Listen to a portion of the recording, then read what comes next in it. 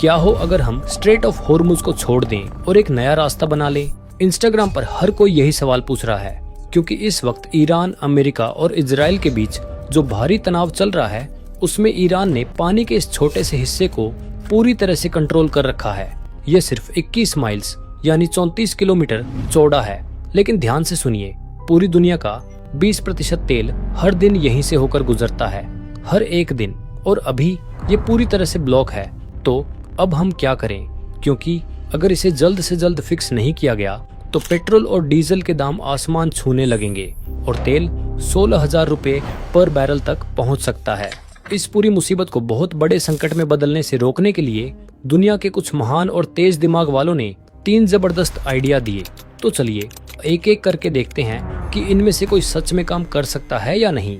Idea number 1, जमीन के नीचे बहुत बड़ी पाइपलाइन क्यों न बिछा दी जाए। ये सिर्फ हवा में उछाला गया आइडिया नहीं है, कुछ देश अभी ऐसा कर भी रहे हैं। सऊदी अरब ने इस परेशानी को पहले ही भांप लिया था, इसलिए उसने अपने देश के आर पार एक बड़ी पाइपलाइन बना दी ताकि इस खतरनाक इलाके को पूरी तरह टाला जा सके। यूएई ने भी ऐसा ही किया, उसने भी अपनी पाइपलाइन बनाकर तेल को इस फंसने वाले रास्ते से बाहर एक सुरक्षित जगह तक पहुंचाने का बंदोबस्त किया। दिखने में यह बहुत समझदारी वाला कदम है। इससे तेल, ड्रोन और मिसाइल जैसे खतरों से कुछ हद तक बच सकता है। लेकिन दिक्कत क्या है? इन पाइपलाइनों की पावर बहुत कम है। चाहे इन्हें दिन रात 24 घंटे चलाया जाए, फिर भी ये डेली करीब 2 करोड़ बैरल तेल का सिर्फ छोटा सा हिस्सा ही ढो सकती है, जो कि बहुत कम है, जिसकी दुनिया को जरूरत है। दुनिया की सारी पाइपलाइनें मिलकर भी इस प्रॉब्लम को पूरी तरह सॉल्व नहीं कर सकती। बाकी बचे तेल के लिए हमें फिर भी उन्हीं बड़े लोहे के जहाजों पर निर्भर रहना पड़ेगा, जिन्हें उस खतरनाक रास्ते से निकलना होगा। तो पाइपलाइन एक अच्छा बैकअप जरूर है, लेकिन यह असली समस्या का पूरा हल नहीं है। और यहाँ एक बात है जो बहुत कम लोग जानते हैं, कच्चे तेल को पाइपलाइन में बहाना उतना आसान नहीं होता जितना नल या पाइप खोल देना। कच्चा तेल बहुत गाढ़ा, चिपचिपा और भारी होता है, जिसे आप ठंडी जमी हुई मीठी चाशनी की तरह समझ सकते हैं, जिसको आप एक बहुत लंबे पाइप से धकेलने की कोशिश कर रहे हो। आप एक बार उसे धक्का देकर यह उम्मीद नहीं कर सकते कि वह अपने आप सैकड़ों या हजारों किलोमीटर चल पड़ेगा। इसके लिए पूरी पाइपलाइन के रास्ते में थोड़ी थोड़ी दूरी पर विशाल पंपिंग स्टेशन बनाने पड़ते हैं। ये पंपिंग स्टेशन दरअसल बड़े शोर वाले कारखानों जैसे होते हैं, जो तेल को लगातार आगे धकेलते रहते हैं। और अब असली खतरा सुनिए, अगर आप पूरी तरह पाइपलाइन पर निर्भर हो जाएं, तो किसी भी दुश्मन को सिर्फ एक सस्ता ड्रोन और थोड़ा सा ब्लास्ट चाहिए होगा। वह एक ही पंपिंग स्टेशन उड़ा दे और पूरी पाइपलाइन कई हफ्तों के लिए बंद हो सकती है। और अगर रेगिस्तान के बीच कहीं पाइपलाइन फट जाए तो फिर अलग मुसीबत। जहरीला, चिपचिपा तेल बड़े इलाके में फैल जाएगा। अब मुझे पता है कमेंट में कोई न कोई ये जरूर बोलेगा, अरे तेल को बड़े जहाजों की जगह हवाई जहाज से क्यों नहीं ले जाते? तो उसका जवाब अब भी दे देता हूँ। मान लीजिए अमेरिका के सबसे बड़े कार्गो हवाई जहाज में से एक को तेल ढोने के लिए भर दिया जाए, तब भी वह मुश्किल से करीब 1000 बैरल तेल ही ले जा पाएगा। यानी सिर्फ एक बड़े समुद्री जहाज की बराबरी करने के लिए लगभग 2000 विशाल कार्गो हवाई जहाज रोज उड़ाने पड़ेंगे। हर एक दिन आसमान हवाई जहाजों से भर जाएगा, एयरपोर्ट जाम हो जाएंगे और एयर फ्यूल इतना महंगा पड़ेगा कि अगर सच में तेल हवाई जहाजों से ढोया जाने लगे तो आपके शहर के पेट्रोल पंप पर तेल की कीमत सुनकर ही लोगों के होश उड़ जाएंगे। तो हाँ, हवाई जहाज वाला आइडिया भी पूरी तरह से बेकार है। अब आता है आइडिया नंबर 2, बहुत सारे ट्रकों का इस्तेमाल। जब भी समुद्री रास्ता बंद होता है, लोग तुरंत बोलते हैं, अरे अगर पानी वाला रास्ता इतना खतरनाक है तो तेल को बड़े बड़े ट्रकों में भरो और रेगिस्तान पार करके किसी सेफ स्पॉट पर पहुंचा दो।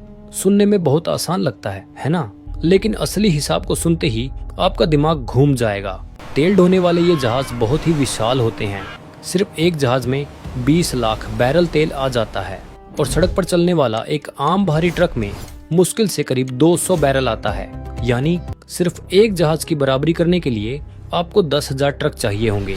और अब असली प्रॉब्लम सुनिए, हर दिन स्ट्रेट ऑफ हॉर्मुज से ऐसे 15 से 20 विशाल जहाज गुजरते हैं।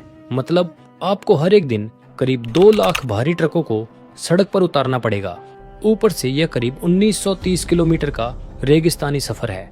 यानी अचानक हमें कहीं से लगभग 3 लाख नए ट्रक ड्राइवर भी चाहिए होंगे। और सबसे मजेदार, या कहिए सबसे बेवकूफ़ी वाली बात क्या है, ट्रक चलते कैसे हैं? तेल से। अगर 2 लाख ट्रक हजारों किलोमीटर तक गर्म रेगिस्तान में दौड़ेंगे तो वे उसी तेल का बड़ा हिस्सा खुद ही फूंक देंगे पास जिसे बचाने के लिए उन्हें भेजा गया है। और सवाल यह भी है कि इतने 2 लाख बिल्कुल नए भारी भरकम तेल ढोने वाले ट्रक आएंगे कहां से? आप ऐसे थोड़े ही किसी शोरूम में जाकर कह देंगे कि भाई 2 लाख ट्रक निकाल दो। इतनी बड़ी कंपनियों को भी इतने ट्रक बनाने में कई साल लग जाएंगे। कुल मिलाकर ये पूरा प्लान भी कोई काम का नहीं है। तो अब आती है सबसे इम्पोर्टेंट प्लान नंबर 3। लेकिन इस क्रेजी प्लान में जाने से पहले अगर आपको सच में ये वीडियो अभी तक पसंद आ रही है तो मेरा एक बार उस लाइक बटन को दबा दीजिए, साथ में सब्सक्राइब और फॉलो भी कर लो। हाँ, तो अगर ट्रक्स काम नहीं करते और पाइप्स काफी नहीं है तो हम अपना खुद का समंदर क्यों नहीं बना लेते? अगर आप मैप पर ओमान को देखेंगे तो जमीन का एक रॉकी हिस्सा बाहर की तरफ निकला हुआ है जो सीधा ईरान की तरफ पॉइंट कर रहा है, लेकिन इसके नीचे फंसे हुए तेल और सेफ ओशन के बीच का गैप बहुत पतला है, बस कुछ ही किलोमीटर्स का। आइडिया तो एकदम मस्त लग रहा है। हम इसके बीच से सीधा एक बड़ा गड्ढा खोद देते हैं। इमेजिन कीजिए एक बहुत बड़ी नदी जहां से वो बहुत बड़े शिप्स आराम से निकल सकें। उन्हें तो फिर डेंजर जोन के पास जाने की जरूरत ही नहीं पड़ेगी। लेकिन रियल लाइफ में उस रास्ते में बहुत बड़े पहाड़ हैं जो मुंबई की बड़ी बड़ी बिल्डिंग से भी कहीं ज्यादा ऊंचे हैं। यहाँ एक नदी बनाने का मतलब मिट्टी हटाना नहीं है, इसका मतलब उन पूरी की पूरी पहाड़ियों को बम से उड़ाना है। और इस रास्ते को इतना चौड़ा बनाना होगा कि 2 बड़े शिप्स एक दूसरे के पास से गुजर सकें। मान लो हमने बड़े बड़े पहाड़ों को तोड़ लिया तो उस कचरे वाले पत्थर को फेंकेंगे कहाँ? ये एक बहुत बड़ा सरदर्द है। इसकी कॉस्ट कितनी होगी? कुछ साल पहले इस पतली सी पैनमा कनाल को थोड़ा सा चौड़ा करने में ही लगभग 40,000 करोड़ रुपए लग गए थे। तो फिर इस काम में तो 10 लाख करोड़ रुपए से भी ज्यादा का खर्चा आएगा और इसमें पूरे काम में लगभग 15 साल लग जाएंगे। अच्छा चलो यार, मान लो कि हम ये कर लेते हैं, हमें पैसे मिल जाते हैं, हम पहाड़ों को उड़ा देते हैं और हम ये बहुत बड़ा समुद्री लेन बना लेते हैं। फिर भी ये प्रॉब्लम सॉल्व नहीं हो सकती, क्योंकि आप खुद सोचिए, अगर दुनिया का सारा तेल इसी एक रास्ते से जाता है तो यह दुनिया का सबसे बड़ा टारगेट बन जाता है। अब अगर कोई भी देश बस एक छोटा ड्रोन या रॉकेट का इस्तेमाल करके ठीक इस रास्ते के बीच में एक शिप डूबा सकता है।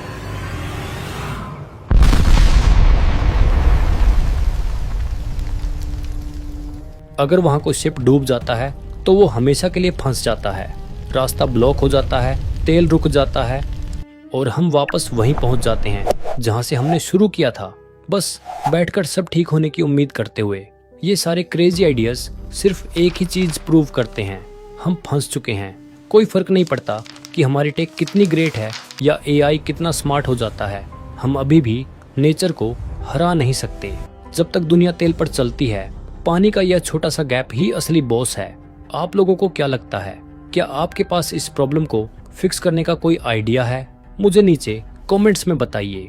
ऐसे ही मजेदार और इन्फॉर्मेटिव वीडियोस को देखने के लिए सब्सक्राइब करना मत भूलना। मैं मिलता हूं आपसे अगली वीडियो में, तब तक के लिए जय हिंद, जय भारत।